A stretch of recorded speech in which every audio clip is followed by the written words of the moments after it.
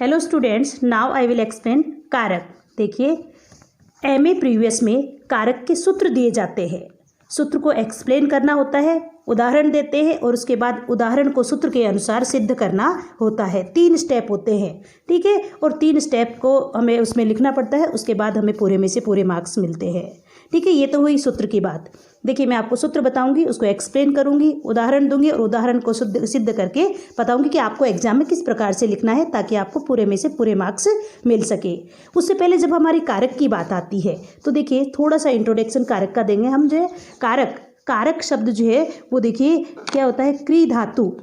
कारक शब्द क्री धातु प्लस णौल प्रत्यय से मिलकर बना है। कारक शब्द क्री धातु प्लस णौल प्रत्यय से बना है। और जब णौल प्रत्यय की बात आती है तो आपको पता है ण का णौल प्रत्यय में ण और ल इस दोनों का लोप हो जाता है, केवल वू शेष बचता है। क्या शेष बचता है? केवल वू, ठीक है। और फिर इसके बाद जो है वू को UR ना का सूत्र होता है, उससे वू को अक आदेश हो जाता है। वू को क्या आदेश हो जाता है? अक, क्री प्लस अक। और फिर उसके बाद क्री प्लस अक, इन दोनों के बीच में जब वृद्धि संधि होगी तो क्या बन जाएगा इसका? कारक। क्योंकि क्री देखिए क और फिर री को आर हो जाता है। री को क्या हो जाता है? आर। ये अ और क, और जब ये पूरे मिलेंगे यानी क में आ मिलेगा तो का, र में अ मिलेगा तो र, और ये क। और फिर इसके बाद जो है ये कारक, इसके रूप पुल्लिंग, स्त्रीलिंग और नपुंसकलिंग तीनों रूपों में चलते हैं। जिसमें पुल्लिंग में शब्द जो है यानी पुल्लिंग में राम की तरह, स्त्रीलिंग में रमा की तरह और नपुंसकलिंग में फल की तरह रूप चलते हैं। ये तो बात हो गई हमारी जो है कारक शब्द की व्युत्पत्ति, कारक शब्द कैसे बनता है। अब दूसरी बात आती है कि कारक की परिभाषा क्या है। कारक की परिभाषा क्या है तो देखिए, क्रिया जनकत्वम कारकम, क्रिया जनकत्वम कारकम। क्रिया का जनक कारक कहलाता है। क्रिया का जनक कारक कहलाता है। देखिए, वह शब्द जिसका सीधा संबंध क्रिया से होता है वो क्या कहलाता है? कारक कहलाता है, ठीक है। जिसका सीधा संबंध क्रिया से होता है वह क्या कहलाता है? कारक। कारक का मतलब ही क्रिया का जिससे सीधा संबंध होता है वो जो है कारक कहलाता है, ठीक है। अब आती है कारक की संख्या की बात। तो देखिए, संस्कृत में ध्यान से देखिए, ध्यान से सुनिए, संस्कृत में कारक की संख्या 6 होती है। कितनी होती है? 6। यानी जो है हिंदी में जैसे कर्ता ने, कर्म को, करण से, के संप्रदान के लिए, अपादान से अलग ये संबोधन तक बोले जाते हैं, लेकिन संस्कृत में बोले तो सारे जाते हैं, विभक्ति तो वही 8 ही होती है, लेकिन कारक की संख्या 6 मानी जाती है। इसमें देखिए, एक तो संबंध और दूसरा संबोधन, इन दोनों को कारक नहीं माना जाता है। संबंध को भी कारक नहीं माना जाता है और संबोधन को भी कारक नहीं माना जाता है, क्योंकि हमारे आचार्य पाणिनि, जिनका हम अष्टाध्यायी नामक व्याकरण पढ़ते हैं, वो कहते हैं कि संबंध को अलग से कारक मानने की आवश्यकता नहीं है। क्यों? तो कहते हैं कि देखिए, जैसे हम एक सेंटेंस बोलते हैं, रामस्य भ्राता फलम खादति। रामस्य भ्राता फलम खादती, राम का भाई फल खाता है। देखिए, हालांकि ये चीज़ें जो है हमारी एमए में नहीं आएंगी, केवल सूत्र ही आएंगे, लेकिन फिर भी बेसिक ये चीज़ें आपको पता होनी चाहिए। जब आप कारक टॉपिक पढ़ रहे हो तो इसका मतलब आपको कारक के बारे में पता होना चाहिए कि कारक की संख्या कितनी होती है, कारक की परिभाषा क्या होती है, कारक शब्द की व्युत्पत्ति कैसे हुई है, ठीक है। तो ये सब चीज़ों के बारे में आपको पता होना चाहिए, इसलिए मैं ये चीज़ एक्सप्लेन कर रही हूँ आपके लिए। अभी सेंटेंस जैसे रामस्य भ्राता फलम खादती, राम का भाई फल खाता है। अब यहाँ षष्ठी विभक्ति कहाँ हुई? रामस्य में। अब क्रिया क्या है? खाद। और कारक होता क्या है? जिसका सीधा संबंध क्रिया से होता है। तो क्या राम का खाद धातु से कोई संबंध है? राम के मुंह में यानी जो है कुछ आ रहा है, राम खाने की क्रिया कर रहा है? नहीं। क्यों? क्योंकि खाने की क्रिया कौन कर रहा है? भ्राता कर रहा है। इसलिए राम को, यानी जहाँ षष्ठी विभक्ति का प्रयोग किया गया है, तो कहते हैं आचार्य पाणिनि, षष्ठी विभक्ति का प्रयोग तो होता है लेकिन इसको कारक नहीं माना जाता है। और संबोधन का अंतर्भाव प्रथमा में ही कर देते, यानी कर्ता कारक में ही कर देते, इसलिए संबोधन को भी जो है कारक अलग से नहीं मानते हैं। इसलिए कारकों की संख्या क्या होती है? 6 मानी जाती है, ठीक है, अब आ जाते हैं हम अपनी प्रथमा विभक्ति पर। कौन सी विभक्ति? प्रथमा विभक्ति। तो देखिए प्रथमा विभक्ति का प्रयोग कहाँ कहाँ होता है। देखिए ये तो आप सबको पता है कि प्रथमा विभक्ति यानी जो है कर्ता कारक। कौन सा कारक? कर्ता कारक। कर्ता कारक प्रथमा विभक्ति। कौन सी विभक्ति? प्रथमा। जिस कार्य को, यानी देखिए काम को कर्ता किसको कहते हैं? काम को करने वाला। काम को करने वाला कौन होता है? कर्ता होता है। और काम को करने वाला जो कर्ता होता है उस कर्ता में कौन सी विभक्ति का प्रयोग होता है? प्रथमा विभक्ति का प्रयोग होता है। ठीक है, अब देखिए प्रथमा विभक्ति का ये प्रथम सूत्र यानी पहला सूत्र क्या है? देखिए ध्यान से, प्रातिपदिकार्थ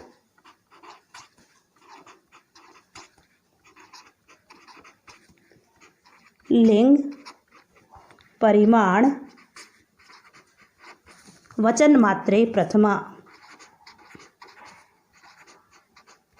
वचन मात्रे प्रथमा। देखिए सूत्र दिया जाएगा आपको, प्रातिपदिकार्थ लिंग परिमाण वचन मात्रे प्रथमा। वैसे आपको देखने में थोड़ा सा बड़ा लगेगा, लेकिन बड़ा ऐसा कुछ भी नहीं है। जब हम इसको समझेंगे तो ये बहुत ईजी हो जाएगा। देखिए इसमें इन शब्दों को जब तोड़ेंगे तो क्या होगा? प्रातिपदिकार्थ।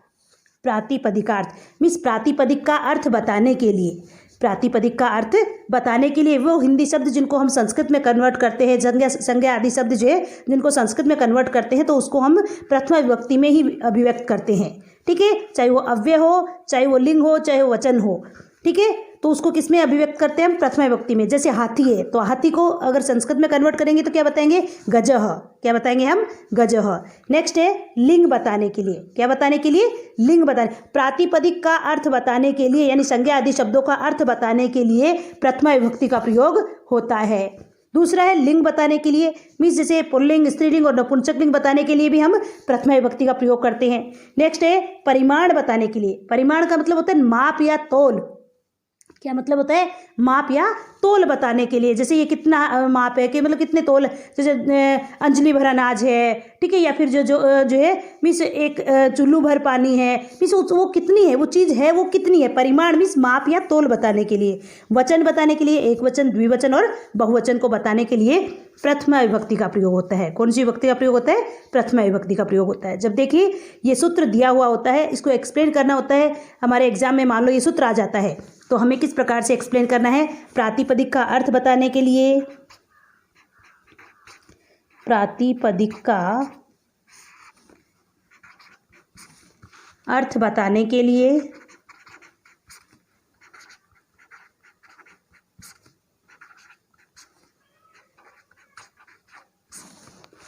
लिंग बताने के लिए,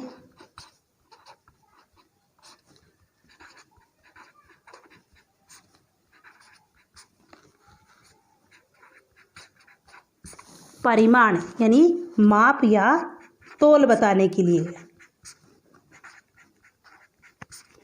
माप या तोल बताने के लिए, व वचन बताने के लिए, व वचन बताने के लिए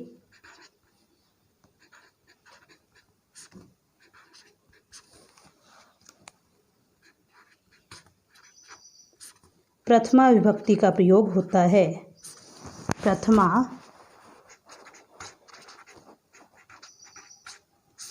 विभक्ति का प्रयोग होता है, यानी इसको एक्सप्लेन किया, विभक्ति का प्रयोग होता है।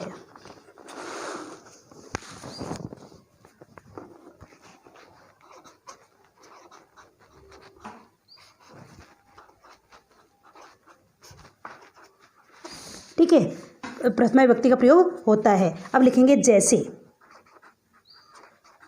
जैसे, अब जैसे में सबके एग्जाम्पल्स देंगे। सबसे पहले जैसे प्रातिपदिक, किसका? प्रातिपदिक का। प्रातिपदिक का एग्जाम्पल है जैसे रामः, कृष्णः, श्री। इनमें सबका अर्थ बताने के लिए कौन सी विभक्ति? प्रथमा विभक्ति का प्रयोग करेंगे। फिर प्रातिपदिक का अर्थ हो गया, उसके बाद लिंग बताने के लिए, लिंग बताने के लिए जैसे पुल्लिंग, स्त्रीलिंग और नपुंसकलिंग। जैसे पुल्लिंग में तट को क्या कहेंगे? तटः, स्त्रीलिंग में तटी, और नपुंसकलिंग में तटम, तटः तटी तटम। प्रातिपदिक का हो गया, लिंग का हो गया। अब परिमाण, परिमाण मीन्स माप या तोल। तो देखिए द्रोणो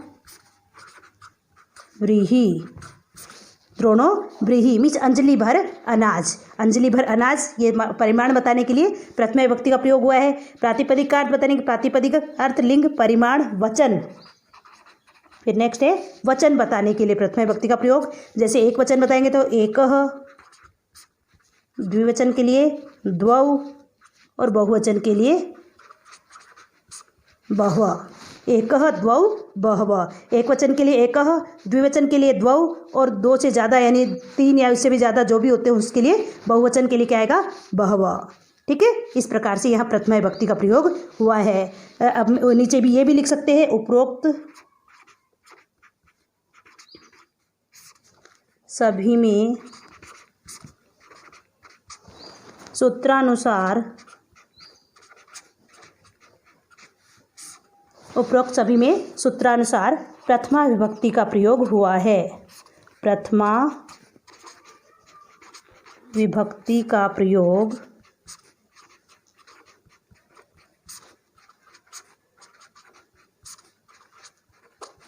हुआ है। ठीक है, अब सेकंड है हमारा संबोधने च, सूत्र आता है इसमें संबोधने च। प्रथमा विभक्ति के दो ही सूत्र है, एक तो प्रातिपदिकार्थ लिंग परिमाण वचन मात्रे प्रथमा, और दूसरा संबोधने च। देखिए संबोधने च, इस सूत्र में क्या लिखेंगे, संबोधन करने के लिए,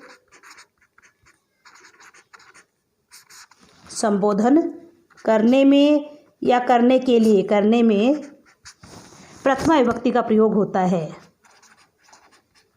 प्रथमा विभक्ति का प्रयोग होता है।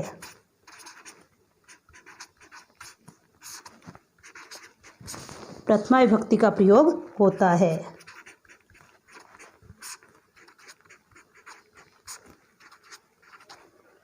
ठीक है, जैसे हे राम, हे राम, हे कृष्ण, हे राम, हे लता। ठीक है, ये हे लते, सॉरी हे लते। ठीक है, इस प्रकार से प्रथमा विभक्ति का प्रयोग होता है। देखिए अब इसके नीचे क्या लिखेंगे, यहाँ संबोधन करने के लिए, संबोधन करने के लिए प्रथमा विभक्ति का प्रयोग हुआ है, प्रथमा विभक्ति का प्रयोग हुआ है। इस प्रकार से लिख देंगे। ठीक है, इस देखिए इतना लिखते ही हमें पूरे में से पूरे मार्क्स मिलेंगे। ये जैसे फर्स्ट वाला है, ये सूत्र दिया गया, सूत्र के बाद इसको एक्सप्लेन किया हमने, प्रातिपदिक का अर्थ बताने के लिए, लिंग बताने के लिए, माप या तोल बताने के लिए, व वचन बताने के लिए प्रथमा विभक्ति का प्रयोग होता है। ठीक है, अब देखिए रटेंगे नहीं इसको, यहीं पर है ये देखिए, प्रातिपदिकार्थ मीन्स प्रातिपदिक का अर्थ बताने के लिए, लिंग बताने के लिए, प्रातिपदिक का अर्थ में आ गया जैसे रामः, कृष्ण, श्री, हरि। ठीक है, वो सारे यानी प्रथमा विभक्ति के हमारे जो शब्द आ जाते हैं प्रातिपदिक का अर्थ बताने के लिए, संज्ञा शब्द। ठीक है, संज्ञा आदि शब्दों का अर्थ बताने के लिए। फिर आ जाता है लिंग, लिंग बताने के लिए मीन्स स्त्रीलिंग और पुल्लिंग और नपुंसकलिंग के बारे में बताने के लिए। जैसे मैंने बता दिया आपको एग्जांपल, जैसे तटः, तटी, तटम। पुल्लिंग में तटः, स्त्रीलिंग में तटी और नपुंसकलिंग में तटम। नेक्स्ट है परिमाण बताने के लिए, माप या तोल बताने के लिए। ठीक है, जैसे अंजलि भर अनाज, द्रोणो व्रीहि। ठीक है, वचन बताने के लिए, वचन बताने के लिए प्रथमा विभक्ति का प्रयोग होता है, जैसे एकः द्वौ बहवः।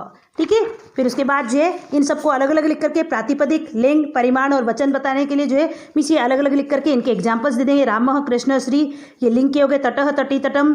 परिमाण के हो गए द्रोणो व्रीहि, वचन का हो गया एकः द्वौ बहवः। उपरोक्त सभी में सूत्रानुसार प्रथमा विभक्ति का प्रयोग हुआ है। बस ये हमारे पूरे में से पूरे मार्क्स आ जाएंगे। ठीक है, नेक्स्ट है संबोधने च, संबोधन करने में प्रथमा विभक्ति का प्रयोग होता है, जैसे हे राम, हे कृष्ण। यहाँ संबोधन करने के लिए प्रथमा विभक्ति का प्रयोग हुआ है। ठीक है, इसको ज़्यादा एक्सप्लेन नहीं करना, बस इतना ही है इसमें, इससे संबंधित इतना ही है। ठीक है, अब देखिए प्रथमा विभक्ति में हमारे ये दो ही सूत्र दिए हैं, कौन से कौन से, एक तो संबोधने च, कौन सा, संबोधने च, और दूसरा जो है ये हो गया हमारा प्रातिपदिकार्थ लिंग परिमाण वचन मात्रे प्रथमा। ठीक है, द्वितीय विभक्ति में ज़्यादा सूत्र है, वो ज़्यादा मैं दूसरी अगली वीडियो में एक्सप्लेन करूँगी। तब तक के लिए इतना ही, इन दोनों को अच्छे से समझना, इनको सूत्र को समझ करके अपने को लिखना है। ठीक है, द्वितीय विभक्ति के बारे में मैं अगले वीडियो में बताऊँगी।